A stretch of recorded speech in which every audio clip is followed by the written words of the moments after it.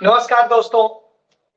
आप बड़े लंबे अरसे से एक बात सुनते आ रहे हैं कि हमारे देश के जो प्रधानमंत्री हैं और जब प्रधानमंत्री नहीं थे तब भी अपने चुनावी भाषणों में कहा करते थे और आज भी कहते हैं।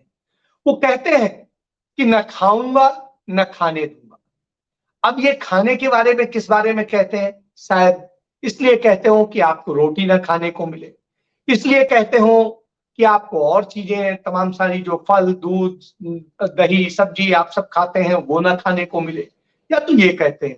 लेकिन खुद तो खाते हैं, खुद तो इतना महंगा खाना खाते हैं कि आप उसकी तुलना नहीं कर सकते हैं। इतना महंगा तो खाना मुझे नहीं लगता कि इस देश के अंदर कोई और खाता होगा, क्योंकि 1.5 लाख रुपए किलो का जो मशरूम है वही खा सकते हैं, कोई और तो नहीं खा सकता है। मेहनत की कमाई करके तो मुझे नहीं लगता है कोई खा सकता है। तो नरेंद्र मोदी जी जब ये कहते हैं न खाऊंगा न खाने दूंगा, और इसको लेकर के आज जब वो एक जगह बता रहे थे कि मैंने इतने सालों में कहीं भ्रष्टाचार नहीं होने दिया। एक समय ये था कि सब भ्रष्टाचार होता था, 2014 के तक जो स्थिति थी उसके पहले तक सब भ्रष्टाचार में डूबा हुआ था। आज सब साफ सुथरा है। जब वो ये बात कह रहे होते हैं तो उस समय सीवीसी की रिपोर्ट आ रही होती। सीवीसी मतलब मुख्य सतर्कता आयुक्त जो होता है देश में, उसकी रिपोर्ट आ रही होती है, चीफ विजिलेंस कमिश्नर। वो पूरे देश में निगाह रखता है कहां भ्रष्टाचार। तो मोदी सरकार का जिम्मा उसके पास। उसने जो रिपोर्ट सौंपी उसमें सौंपा कि मोदी सरकार में भ्रष्टाचार की जो शिकायतें रजिस्टर हुई वो शिकायतें 1.5 लाख से अधिक थी सिर्फ 2022 में। मैं 2014 से बात नहीं कर रहा हूं, सिर्फ एक साल 1.5 लाख से अधिक भ्रष्टाचार की शिकायतें दर्ज हुई। और इनमें भी सबसे ज्यादा शिकायतें 43,000 से अधिक शिकायतें गृह मंत्रालय की, जो उनके सबसे खास सिपह सालार हैं अमित शाह, उनके मंत्रालय में दर्ज हुई।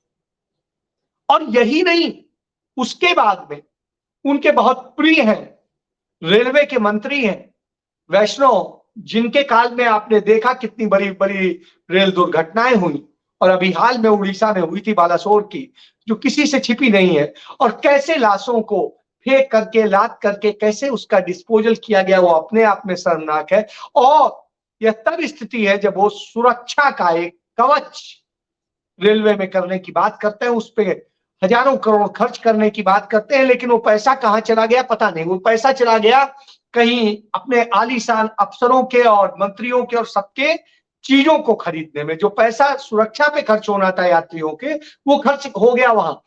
किराया ज्यादा वसूला जाएगा लेकिन सुरक्षा आपको नहीं दी जाएगी। और इसी का नतीजा आपको याद होगा कि प्रतीक सिंह नाम का एक पुलिस जो सिपाही था इनका रेलवे सुरक्षा फोर्स का, उसने 4 निर्दोष लोगों को मार डाला, गोलियों से भून दिया, सिर्फ नफरत के कारण, क्योंकि नफरत फैलाई गई। उस रेलवे मिनिस्ट्री में दूसरे नंबर पर सबसे ज्यादा शिकायतें गृह मंत्रालय में 43,000 से अधिक, और इस मंत्रालय में 10,500 से अधिक। और उसके बाद में तीसरे नंबर पर उनकी खास जो मंत्री है, एक वित्त मंत्री निर्मला सीतारमण, उनके मंत्रालय से आई।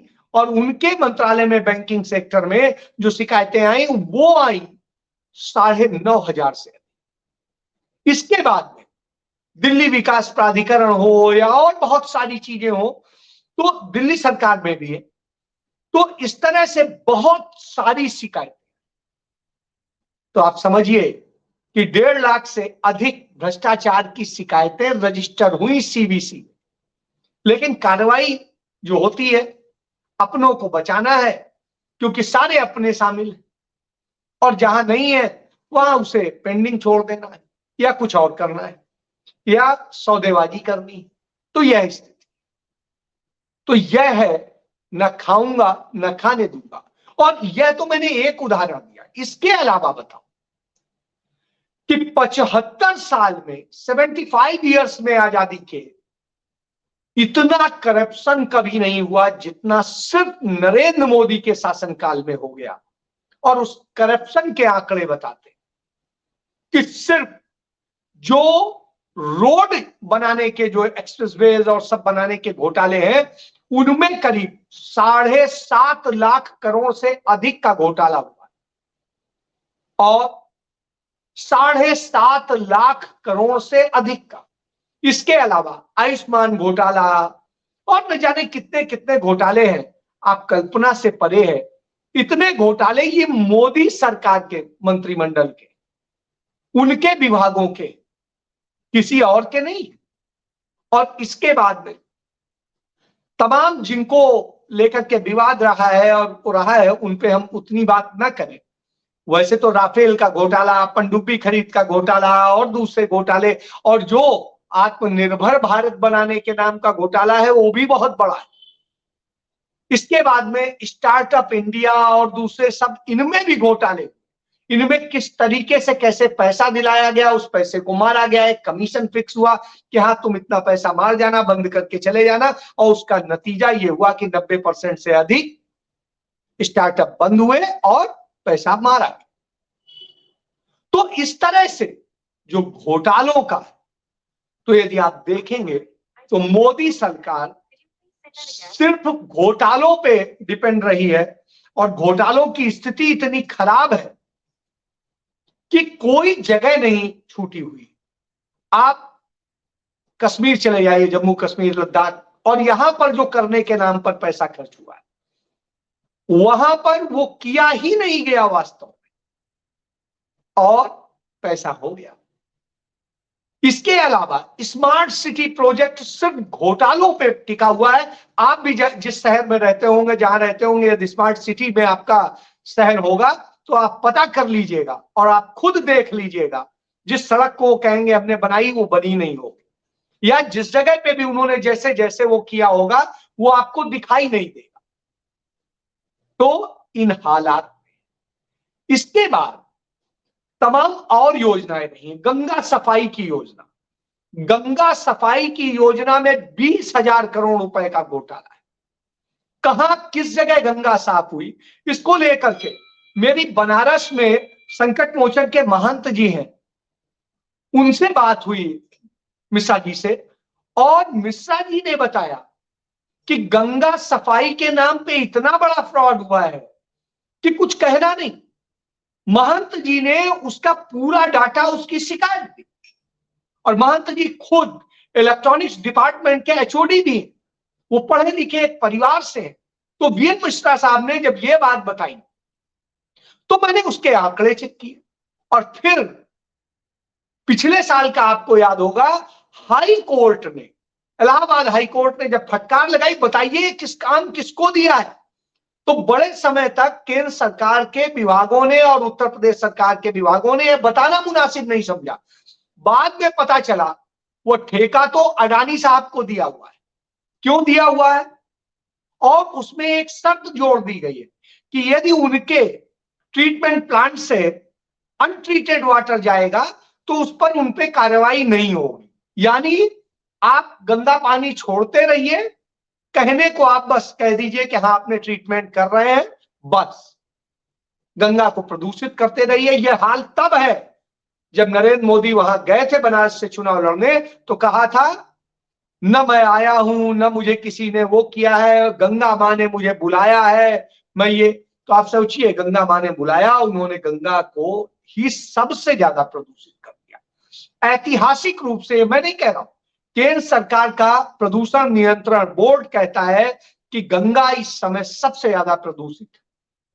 जब 2020 में कोविड के दौरान पूरी तरीके से सब ठप हो गया था, उस दौरान गंगा इतनी निर्मल और साफ लग रही थी। उन दिनों मैंने 2,500 किलोमीटर की कोविड यात्रा की थी, और कोविड के जो बड़े हॉट स्पॉट्स थे उनको मैंने विजिट किया था, तब मैं एक चैनल का एडिटर इन चीफ था।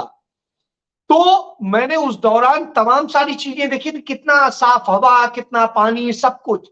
लेकिन आज आप गंगा में जाके देख लीजिए, और गंगा की स्थिति यही नहीं, आप अब कहीं पे भी देखिएगा। इसके बाद गंगा से जुड़ी हुई तमाम नदियां हैं, चाहे यमुना हो चाहे और दूसरी नदियां हो, आप उन सब में भी देख लीजिए किस तरह से पानी प्रदूषित हुआ है और उन सब पे पैसा खर्च हो रहा है। गंगा को उत्तरांचल हाईकोर्ट ने जीवित माना था और से जीवित माना। उसकी हत्या, उन गंगा मां की हत्या नरेंद्र मोदी की सरकार में हुई है, गंगा सफाई के नाम पे हुई और वो पैसे का घोटाला हुआ। इसके बाद आयुष्मान का बता चुका हूं, राफेल और ये सारी चीजें आपके सामने हैं, वो बताने की जरूरत नहीं है। द्वारका एक्सप्रेसवे का आपने देख लिया, बुंदेलखंड एक्सप्रेसवे, वहां भी इसी तरह का घोटाला है। इसी तरीके से पूर्वांचल एक्सप्रेसवे बन रहा है, उसका आप देख लीजिए। उसकी तुलना कैसे आप करेंगे? अखिलेश यादव के समय में आगरा लखनऊ एक्सप्रेसवे बना था, उसकी कास्ट देख लीजिए और उसको पूरी किस तरीके से बनाया गया था। सारी नई लैंड खरीदी गई थी, कम समय में बना था। जितने कम समय में बनता है उतना ज्यादा जो है फायदा होता है, क्योंकि कास्ट कम लगती है। लेकिन इन्होंने जिस तरह से खेल किया, अब गंगा एक्सप्रेसवे बन रहा है, उसमें जो खेल चल रहा है, तो कहीं पे भी ऐसा है ही नहीं कि घोटाला। और सबसे बड़े घोटाले की जो है वो है इनका वो ऐप, वो पोर्टल जिससे सारी खरीदारी होती है और उस खरीदारी के रेट कैसे तय होते हैं, मैं उतनी बात। स्थिति है जेम पोर्टल में आपको अपना प्रोडक्ट रजिस्टर कराना है तो एक बार आपको जाके एक सिस्टम बना हुआ है, वहां पर तय करना है, रेट फिक्स करा लेने, आप जो भी करा ले। उसके बाद में कहीं कोई आपसे नहीं पूछेगा, उसी रेट पे आप देते रहिए। 100 रुपए की चीज 500 रुपए की बिकती है और 500 ही नहीं, 2-2 हजार की बिकती है। मेरे एक मित्र है, मैं नाम नहीं बताऊंगा क्योंकि मित्र है, वो फर्नीचर का काम करते हैं, सरकार में सप्लाई करते हैं। उन्होंने बताया कि भाई साहब ये जो कुर्सी है 500 रुपए की, हम सरकार को 2500 की देते हैं और जेम पोर्टल के जरिए हमने वो करा लिया है और यहां ये सिस्टम है, हमने किया है। अब हमें भी फायदा है, नहीं तो देखिए कंपटीशन तो है ही मार्केट में और इस तरह की स्थिति हो। तो मैं ये उदाहरण बता रहा हूं कि इस तरह से लूट हुई है। कहा गया था जेम पोर्टल के जरिए होगा, इसके बाद सीसीटीवी कैमरे लगाने के नाम पे फ्रॉड और वो लूट हुई है। सीएफएल जो लगाए गए हैं तमाम जगह पे, एक जो कंपनियों को ठेके दिए गए, आप सबके पता कर लीजिएगा। कैमरा लगाने का ठेका गुजरात की फर्म को, सीएफएल सप्लाई करने का ठेका गुजरात की फर्म को, इसी तरीके से तमाम सारे। और उत्तर प्रदेश में आपने वो पीएफ घोटाला देखा ही है जो बिजली विभाग में हुआ, वहां के कर्मचारियों का हुआ। आज तक उस पर कोई बात नहीं कर। अभी हाल के दिनों में गुजरात में एक चीनी आया और उसने ऐप बना करके और जिस तरीके से लूटा और उसमें सरकार ने पूरा सहयोग दिया। इसी तरीके से तमाम और सारे घोटाले, तो ये घोटालों की सरकार। और उसके बाद तुर्रा ये कि साहब 2014 के पहले सिर्फ घोटाले होते थे और अब कुछ नहीं होता है, मोदी सरकार में कोई घोटाला नहीं, ये मोदी मीडिया के। लेकिन राहुल गांधी इन सारे घोटालों का खुलासा सदैव से करते हैं। आप यदि आपके आसपास तमाम सारे लोग होंगे, आप पता करिएगा, नोटबंदी सबसे बड़ा हिंदुस्तान का घोटाला था और किस तरीके से सारी ब्लैक मनी व्हाइट हो गई। कैसे हो गई ये मैं नहीं कह रहा हूं, आरबीआई कह रहा है कि सारा पैसा आ गया, कहीं कुछ गड़बड़ नहीं मिला, न ईडी ने कुछ किया न किसी और ने किया। इतना ट्रांसपेरेंट, मतलब हिंदुस्तान के अंदर कहीं गड़बड़ थी ही नहीं। गजब है। आपने इसके बाद भी ये एसेस कर लिया कि गड़बड़ है और अचानक लगाने का नतीजा ये हुआ सैकड़ों लोगों ने आत्महत्या कर ली। तमाम सैकड़ों लोग लाइन में लगे लगे नोट बदलवाने के लिए मर गए और इस तरह के हालात थे। मैं उन दिनों आगरा में था, बगल में हमारे पारस हॉस्पिटल था मेरे ऑफिस के, वहां मैंने देखा तमाम लोगों की स्थिति ये थी, अपने लोगों का इलाज कैसे कराएं। अस्पताल ने तमाम लोगों को निकाल दिया, कहा भाई हम ये नहीं लेंगे। तो कहा गया चेक ले लो, चेक भी लेने को तैयार नहीं। इस तरह की स्थिति आ गई थी। एक वहीं पर होटल है, बड़ा गरीब, बहुत बड़ा पैसे वाला नहीं है, मनोज का ढाबा है, और उसने तमाम लोगों को फ्री में खाना खिलाया क्योंकि उनके पास पैसे नहीं बचे थे। यह हालात, क्योंकि जब आदमी कोई इलाज कराने दूर से आता है तो 500 के और 1000 के 2000 के नोट लेके, 1000 के होते थे, लेके आता है और वो सब खत्म, छोटे फुटकर खत्म ही हो जाते हैं। तो यह स्थिति थी, तो मरने छोड़ दिया गया। उसके बाद में जीएसटी का इतना बड़ा घोटाला है, कैसे कैसे तमाम उन फर्मों के पैसे वापस हुए जो ब्लैक लिस्टेड थी, जिन्होंने गलत किया, और तमाम तरह से रिफंड हुए हैं, और उस रिफंड का आप पता कर लीजिए। वो है बहुत बड़ा घोटाला है। तो मोदी सरकार में जो तकरीबन ये घोटाले हैं, मैं इसमें बैंक घोटाला शामिल नहीं कर रहा हूं, राफेल घोटाला शामिल नहीं कर रहा हूं, तब मैं कह रहा हूं कि मोदी सरकार में हुए घोटाले करीब करीब 20 लाख करोड़ के हैं। और ये मेरे हिसाब से नहीं मान, ये कैग की रिपोर्ट, सीवीसी की रिपोर्ट, और नरेंद्र मोदी सरकार में जो उनके यहां करप्शन के लिए पोर्टल बना है उसकी रिपोर्ट्स के आधार, यदि उन सबका अमाउंट जोड़ेंगे तो यह स्थिति। और इसके अलावा बाकी तमाम जो छोटे छोटे हो रहे हैं वो आप सबको पता है। रिश्वतखोरी कैसे बढ़ गई यह भी आप जानते हैं, आप देख लीजिए जाके कहीं भी किसी भी ऑफिस में। अब तो इस सरकार ने, मोदी सरकार के विधि आयोग ने सिफारिश दे दी कि यदि सही काम करने के लिए पैसे लेते हैं तो वो पैसे करप्शन नहीं माने जाने चाहिए, यानी हर काम तो सही होता है। फाइल में आप ही को तो लिखना है कि हाँ सब सही है या गलत है, तो हम तो सही लिख देंगे, पैसे भी ले लेंगे, सब कुछ ले लेंगे, तो ये करप्शन नहीं तो और क्या। तो ये हालात में लाके देश को आज बगैर पैसे के एक भी ट्रांसफर पोस्टिंग होती हो तो बता दीजिए, मैं नाम नहीं लूंगा चूंकि मेरा भाई भी ऑफिसर है सिविल सर्विसेज का। तो अभी वो बता रहा था कि उत्तर प्रदेश सरकार में कि जब ट्रांसफर हुए तो उससे उसके जो टॉप बॉस थे उन्होंने बुलाया, उन्होंने कहा ऐसा इस जगह आपको ट्रांसफर कर देते हैं, इतना आप करवा दीजिए।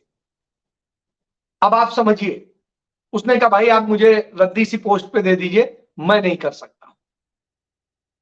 तो ये उदाहरण बता रहा हूं, और ये सारे उदाहरण मेरे पास मौजूद है क्योंकि मैं खुद एक पुलिस अफसर का बेटा रहा हूं, एक ईमानदार पुलिस अफसर का बेटा रहा हूं, मुझे पता है कैसे कैसे होता है। और मेरे अपने परिवार में प्रशासनिक अधिकारी भी हैं और दूसरे भी, इसलिए मैं जानता हूं, मैं खुद रहा हूं, तमाम चीजें जानता हूं। तो इन हालात को मैं समझता हूं और देख रहा हूं। इसके अलावा भी और तमाम तरह से, यही वजह है कि राहुल गांधी कहते हैं कि सिर्फ अमीरों के लिए काम हो रहा है। बैंकों से 15 लाख करोड़ रुपया उनका माफ कर दिया गया, वसूली बदले में 2 लाख करोड़ की, यानी 13 लाख करोड़ रुपया हमारे देश का, हमारा आपका पैसा है, किसी और का नहीं, डूब गया। और वो आराम कर रहे हैं। तमाम लोग कहते हैं हिंदू मुस्लिम और सब नफरत फैलाते हैं, एक बड़ा अच्छा डाटा में कि आज तक हिंदुस्तान का पैसा लेकर के भागने वाले, हिंदुस्तान में फ्रॉड करने वाले जितने लोग थे वो सब हिंदू थे या किसी और भी के हो सकते हैं, लेकिन मुसलमान नहीं। मुसलमान छोड़ के बाकी सारे थे। मुसलमान कोई ऐसा नहीं था जो यहां का पैसा लेकर के भाग गया। तो इससे समझिए राष्ट्रवादी कौन है और कौन नहीं। यही वजह है कि राहुल गांधी कहते हैं नफरत मिटाओ। नफरत में आप अंधे हो जाते हो, और जब अंधे हो जाते हो तो आपको सच नहीं दिखाई देता है। मोहब्बत की दुकान खोलो, जो सच्चा है उससे प्यार करो, जो दुखी है उससे प्यार करो, महिलाओं बेटियों बच्चों से प्यार करो, उन्हें गले लगाओ, उनकी मदद कर सकते हो तो करो।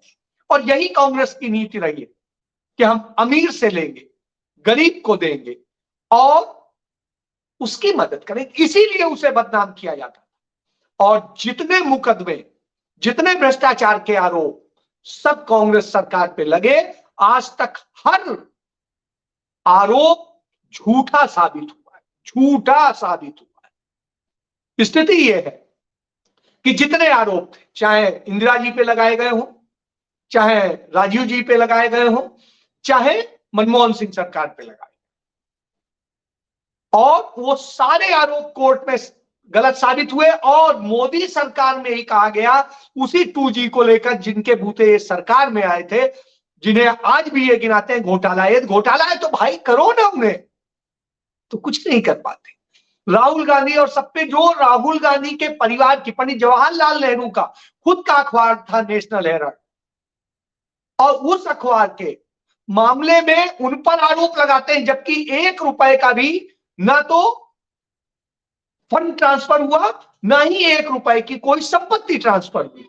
तो भैया मनी लॉन्ड्रिंग कहां से हो गई, भ्रष्टाचार कहां से हो गया? लेकिन केस फंसाए रखना है, बनाए रखना है कि पेंडिंग है, जिससे आरोप लगाते रहो। इसी तरीके से वाड्रा के ऊपर तमाम आरोप लगाए जाते हैं, लेकिन आज तक एक आरोप नहीं साबित कर सके। वाड्रा चैलेंज करता जेल भेजो, लेकिन नहीं कर पाते।